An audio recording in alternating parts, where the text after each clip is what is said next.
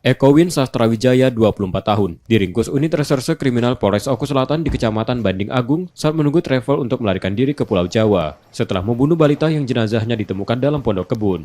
Setelah ditangkap, polisi membawa tersangka yang masih keluarga korban ke Mapolres untuk pemeriksaan.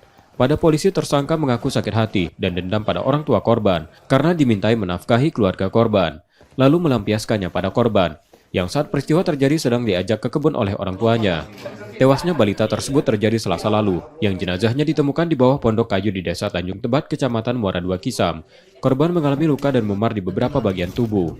Korban dipukuli tersangka dengan kayu pohon kopi dan menyikap mulutnya.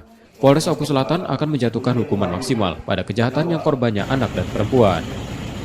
Tadi kami sudah bertemu dengan JJS, dengan kejaksaan dan sebagainya.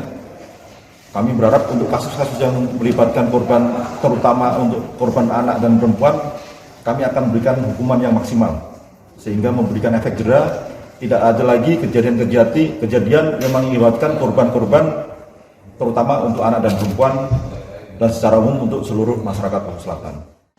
Tersangka kini ditahan di Polres Oku Selatan dan terancam hukuman minimal 20 tahun penjara dan hukuman mati. Setia Budi, Kompas TV, Ogan Komering Ulu Selatan, Sumatera Selatan.